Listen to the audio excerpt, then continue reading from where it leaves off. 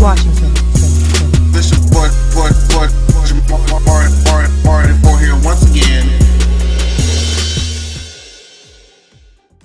Hey, what's going on YouTube? This is your boy Jamar4 here once again. Now I know, again, this particular video came a little bit later than my normal one does, but y'all, over this weekend, it was a long weekend. I started doing a little bit more at home exercises, and my body, when I woke up Sunday, was hit. I had all intents and purposes of recording, watching, and doing a review on Sunday, and it just was not happening because I would have been up in here a tired mess, sore as fuck, and it would have not been cute.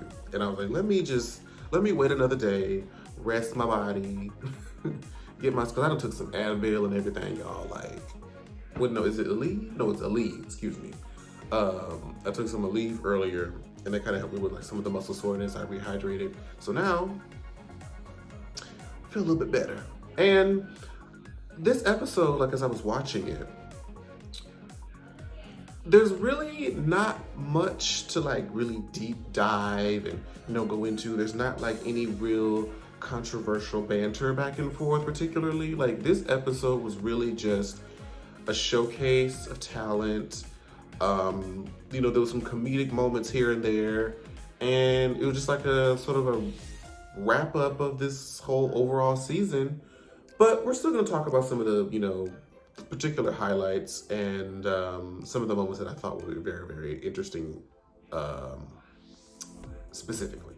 So we start with this mini challenge, and they're supposed to be just doing like a Vegas headdress, showgirl type of tea. It's one of those mini challenges that just like a fashion show. There's no real point to it. And I mean, Gigi winning by what caliber or what measure, who knows, who cares? Mini challenges are honestly just at random, as they feel like to me. So after mini challenge is over, the girls are told that they're gonna be doing this drag race live sort of, it's not really like a mock version, but they're gonna recreate some of the acts that they do on Drag Race Live. So they're gonna do like a sing and dance, they have to rap their own verse, they're gonna be learning all this different choreography. At the end of each season, there's always the group or the top 4 or 5, and they always get together. They'll do like some new song, they'll write their own verses to it. Y'all know the drill. Y'all know what this episode was. But they're trying to make it like it's this whole Drag Race Live. I mean, I couldn't really tell the difference. Like it seemed like just any other, top 4 or 5 challenge, but they're calling it the Drag Race Live version. I'm like, okay, cool. So we get to rehearsals, and a lot of these sort of rehearsal bits, we've already done them in the season before, so there's not much new to show here other than just that same sort of level of awkwardness, the stuff that we enjoy. We spent a lot of time with Gigi and the mic trying to make the kissing sound effect, which was very interesting. And I'm like, oh, I wonder how many times people have had to do that in like other different recordings, and like, I don't know, it was weird. And Crystal was over there, and Gigi's words sounded like Kermit after he like smoked a cigarette or something. Like, you could tell that like Crystal would just be up there just winging it, like whatever happens goes. Like, I'm just gonna be myself and just be, fun, free, and just not giving a fuck. Like Crystal be acting like, I mean, I know she be going through her moments, but she really just be giving off the vibe like, I'm just doing me. Like, it is what it is. She seems so relaxed majority of the time, even though I know like in the back of her head she's like going crazy. But on screen she comes off very relaxed, very, kept together. And poor Jada, she said the very first day that they all came into the workroom, Jada told y'all that she was not a singer. She had Jan do that lip sync or do the run or whatever, because Jan is the singer. And she's like, I can lip sync, but I'm no singer. So she came up there trying to do her little rap and her song, and it was, I know I love me some Jada, but she said it like, this is not my strength, but we're gonna push on through. And they always show them bombing and, doing really bad, and they usually turn it out in the final edit anyway, but it's just like, you'd be like, damn, how are you gonna recover from this? You know what I'm saying? And so for the dance rehearsal part, I mean, Gigi feeling somewhat awkward was seen, you know, it's good. Jamal basically told Jada that she was the only one with rhythm. In so many words, if y'all caught that, Jamal pretty much said that, you know, do y'all see how Jada is moving right now? This is what I kind of expect from everyone. I basically took that as she's the only one that has rhythm.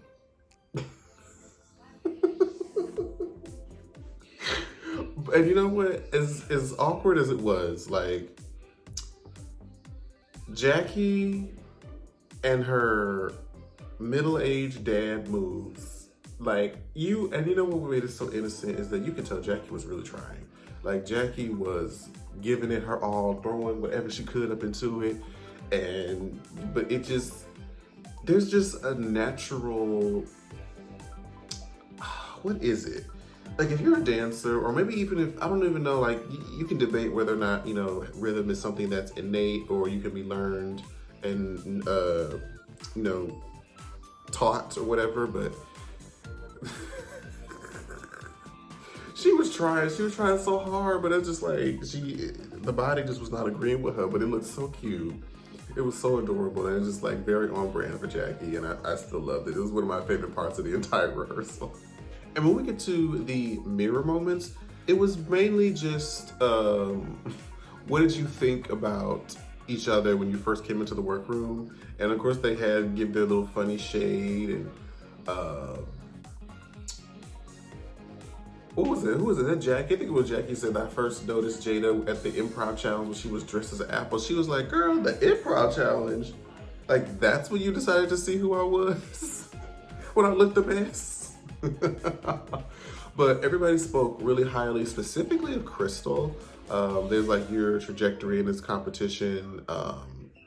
It's definitely one to watch out for. Like, you've really grown and matured and learned to, you know, just build and expand yourself and your confidence and everything. So, and I could definitely agree. I think Crystal has definitely had like one of the most interesting, what do you call it? Like a journey. It was called a journey. Like her journey from when she first started to Michelle Visage giving her that critique about her makeup, and she just kind of, ever since then, she changed it, and she's taken like any critique she's gotten, excuse me, she's applied it to her drag and allowed herself to just be better.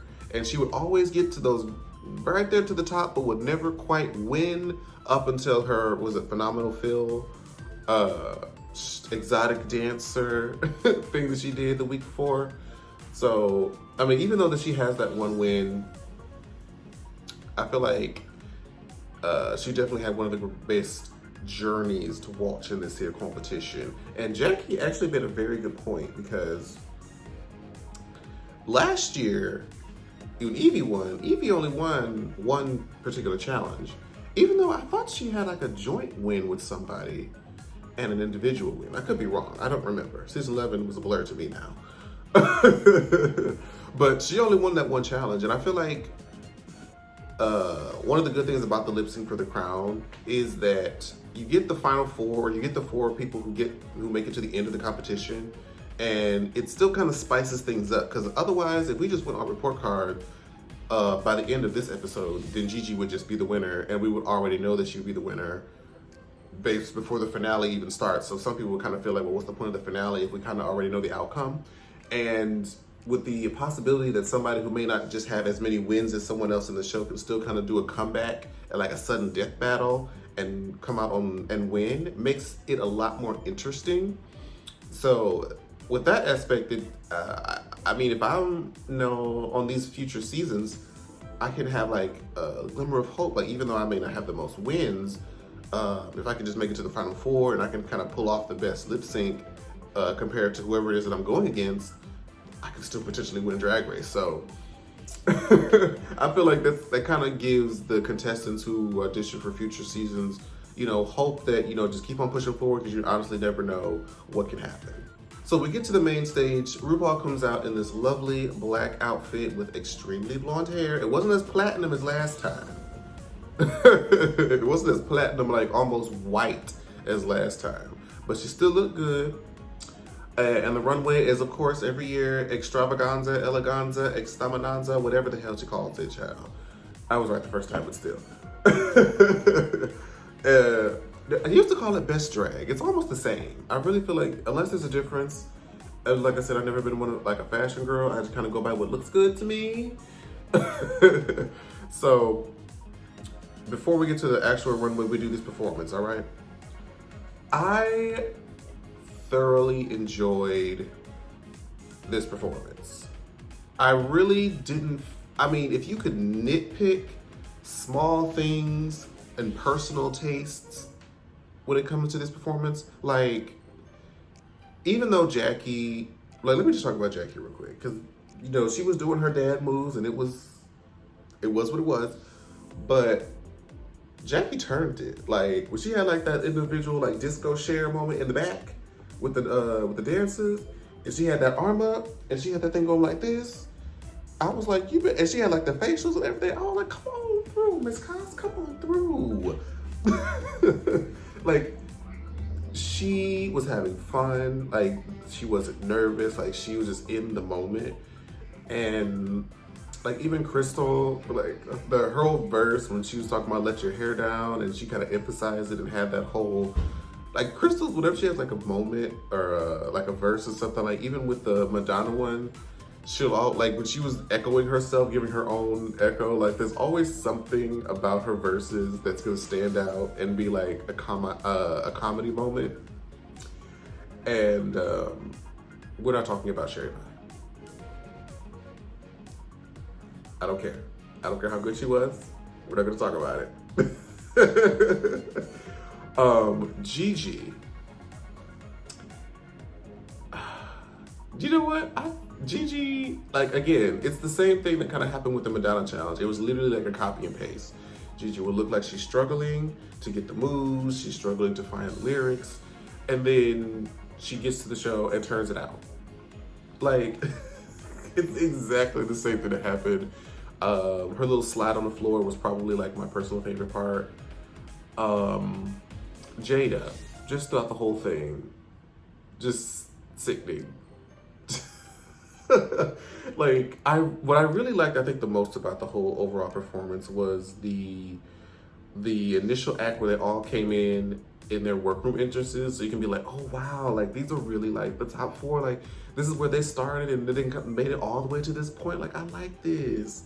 They did a little mirror duets, and it was kind of like a storyline of how they kind of came into cross-dressing. So I thought that was really fun. And they each had their like little disco number. They had these feathers. Like, the show was just fun to watch. Everyone did well. And it was just like a nice little bow tie on the season, you know, for like the last episode that they filmed together. However, there always has to be a bottom. But before we get into that, we're gonna go ahead and get into these runways. Now, honestly, normally I'll be like, you know, to be honest, I have not given a side eye to very many people since I started doing, you know, the side eye salute sickening thing. It's been very few times where I've given somebody like an actual side eye. Like these past at least 2 to 3 weeks, these runways have been everything. Like, you could fine tune, split hairs, and do all that stuff, but honestly, they've been great.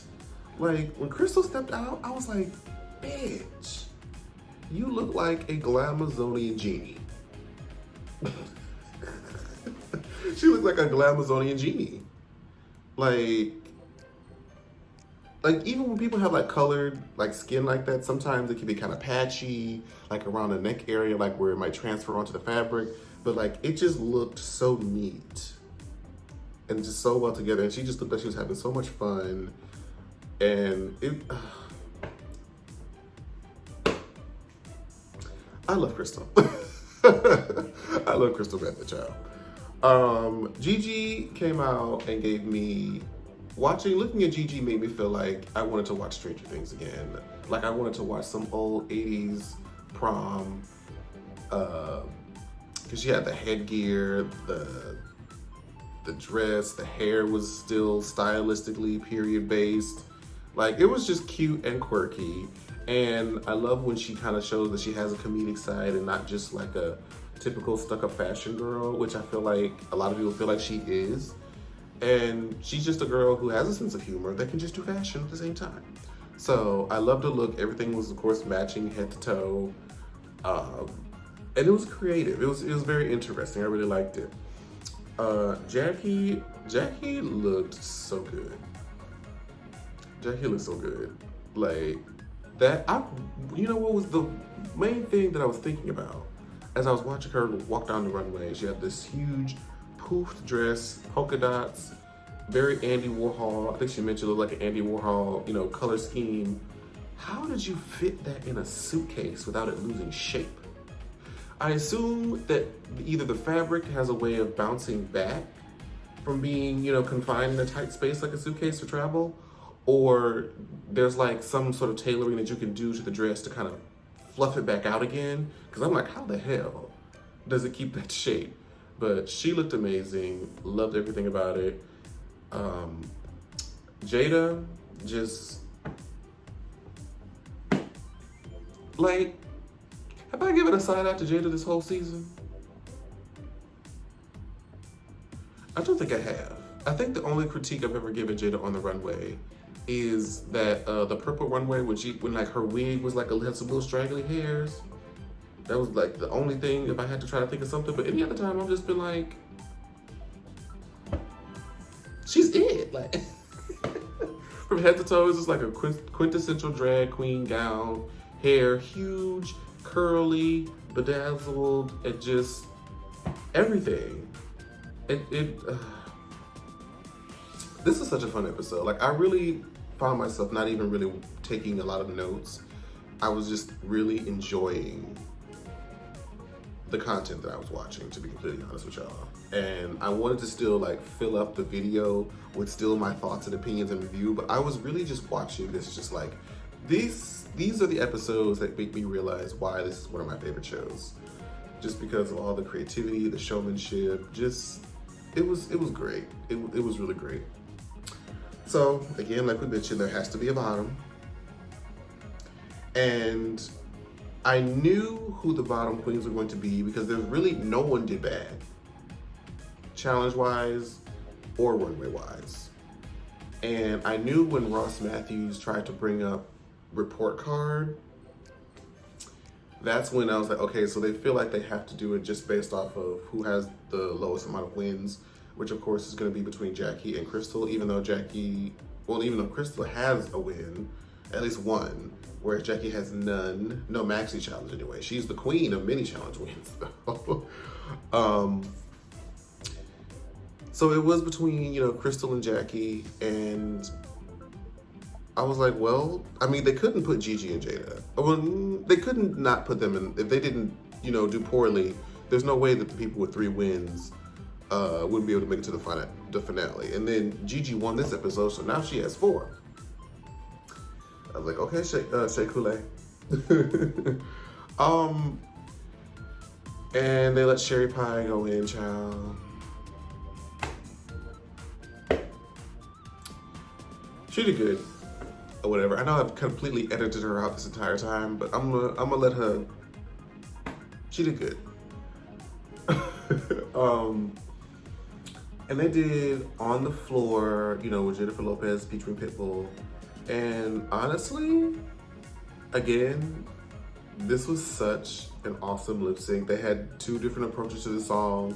Jackie was giving the more comedic version, even though, you know, Crystal was putting some phenomenal feel moves up in there that the audience or the judges particularly reacted to. And I mean, it was great. Like, you didn't want to see either one of them go home because they really gave a great show. However, the only thing, and I don't know if this would probably make a difference, but I was like, when Jackie took off her shoes, it kind of felt like, and then like they were in the way on the floor, and then Crystal kind of kicked them over to the side. I don't know. I feel like maybe that may have played a role, but FYI, when this happened, because remember for a while, like, we knew that Jada was going to be in the top, and we knew that Gigi and Cher were going to be there, but they didn't know who it was between Jackie and Crystal, and that's because they actually filmed both of them making it to the top 4. So there was a scenario where Jackie went home, and then there was also a scenario film where Crystal went home. So they kind of figured out who made it to the top 4 when we all did. It's kind of similar to how the winners announced, you know what I mean? So, I mean, but I feel like Jackie knew. I feel like Jackie knew based off Crystal's trajectory and the fact that Crystal hadn't been in the bottom and she at least had 1 win, that her track record, it wouldn't have made any sense for Crystal to be eliminated and Jackie to make it to the finale. It just wouldn't have been right. So we have our top 4. Well, technically top 3 because, yeah. So, oh, I forgot about that. When Rupaul, you know, always has to ask, who are you, Team Jada, Team Gigi, or Team Crystal? And they just completely didn't even mention a Team Sherry. And a lot of us, like me, went to Twitter to look and see, or Instagram, whichever, are there anybody out there that says that they're Team Sherry, child? And lo and behold, within the deep bowels of the internet, there is a Team Sherry, whatever. And they're making excuses. We just let them do whatever they want to do. Hashtag all you want. The bitch ain't winning.